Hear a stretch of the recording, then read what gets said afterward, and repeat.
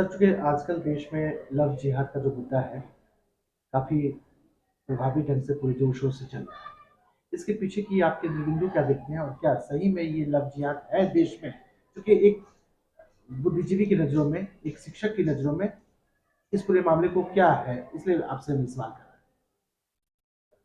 Love जिहाद के जो मामले आ रहे हैं वो हैं कि नहीं, इससे ज्यादा यह समझना है कि ये मामले आ क्यों रहे हैं। सच्चाई ये है कि जब तक मोरल एजुकेशन को पाठ्यक्रम में शामिल नहीं किया जाएगा, जब तक सिलेबस पर आधारित शिक्षा के साथ साथ नैतिक शिक्षा का ज्ञान विभिन्न स्तर के बच्चों को नहीं दिया जाएगा, तो जीवन जीने की कला वो सीख ही नहीं सकते हैं। और आज जीवन जीने की कला में अभाव के कारण, नैतिक शिक्षा के अभाव के कारण जो कुछ भटके हुए युवक हैं और जिनके अंदर केवल धर्मांधता है, उन्माद है, उस उन्माद का, और जिनके दिमाग में भर दिया गया है कि तुम किसी दूसरे संप्रदाय की लड़कियों के साथ शादी कर लेते हो, यह तुम्हारे धर्म के अनुरूप होगा। तो ये सुरेश जी, ये जो लड़का आफ्ताब है, काफी पढ़ा लिखा लड़का है, एमएनसी में काम कर चुका है, ऑलरेडी काफी शिक्षित है। मैं तो कह रहा हूं पढ़ाई हो रही है, शिक्षा अच्छे से अच्छी पढ़ाई, केवल किताबी ज्ञान दिया जा रहा है, नैतिक शिक्षा का अभाव है।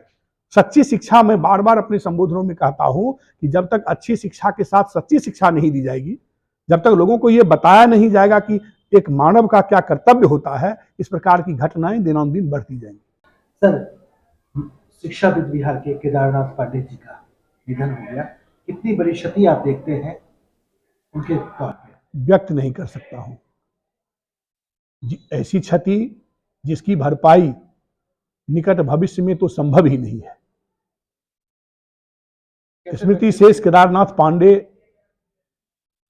केवल एक शिक्षाविद ही नहीं थे, एक महान संगठन करता थे। बिहार माध्यमिक शिक्षक संघ के एक एक शिक्षक और कर्मचारियों पर उनके स्नेह का ऋण है, और एक जुझारू शिक्षक प्रतिनिधि थे। विधान परिषद के अंदर किसी विषयों को शांत ढंग से रखने का तरीका अगर किसी को सीखना था तो स्मृति शेष केदारनाथ पांडे से सीखना था। इसलिए मेरे दृष्टिपथ में बिहार माध्यमिक शिक्षक संघ के माननीय अध्यक्ष विधान पार्षद केदारनाथ पांडे जी के गुजर जाने के बाद इसकी भरपाई निकट भविष्य में नजर नहीं आ रही है। लेकिन एक बात हमेशा ख्याल करना चाहिए कि बदल जाए अगर माली, चमन होता नहीं खाली, बहारें फिर भी आएगी, बहारें फिर भी आएगी।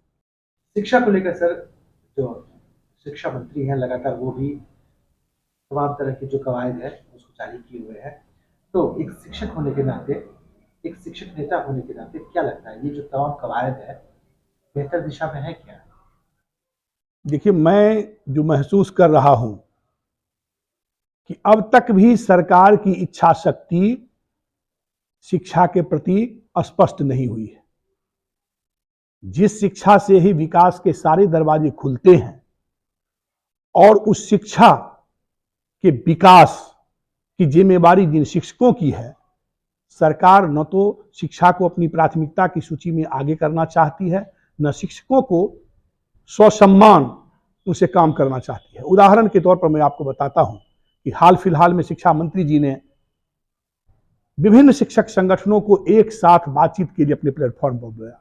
अच्छी बात है, शिक्षक प्रतिनिधियों को बुलाकर शिक्षा मंत्री यदि समस्याओं का समाधान करना चाहते हैं तो ये अच्छी पहल है। लेकिन क्या यह संभव है कि एक साथ 40-50 प्रतिनिधियों को बैठा दिया जाए और उनकी समस्याओं को लिया जाए? क्योंकि अलग अलग समस्याएं हैं, प्राथमिक की अलग समस्याएं हैं, माध्यमिक की अलग समस्याएं हैं, उच्च माध्यमिक की अलग समस्याएं हैं, पुस्तकालय अध्यक्ष की अलग समस्याएं हैं। सरकार को करना ये चाहिए कि इन अलग अलग समस्याओं से अलग अलग कोटि के जो विद्यालय हैं, प्राथमिक, मध्य माध्यमिक, उच्च माध्यमिक, उनसे जुड़े हुए जो प्रमुख शिक्षक संगठन हैं, उनके साथ अलग अलग बात करनी चाहिए, ताकि वास्तव में सरकार को समस्याओं का पता चल सके और उस दिशा में सरकार कुछ पहल करे। हुआ क्या, बातचीत के ठीक दूसरे दिन अपर मुख्य सचिव जी का पत्र निकल गया कि 60% से कम उपस्थिति होने पर, बच्चों की उपस्थिति यदि 60% से कम होती है तो शिक्षकों को दंडित किया जाएगा। क्यों किया जाएगा शिक्षकों को दंडित? शिक्षक पढ़ाने के लिए हैं कि शिक्षक घर घर से बच्चों को लाने के लिए है? माननीय उच्च न्यायालय का भी वर्डिक्ट आ गया है कि शिक्षक बच्चों के कम उपस्थिति के लिए शिक्षक कहीं से जवाबदेह नहीं है।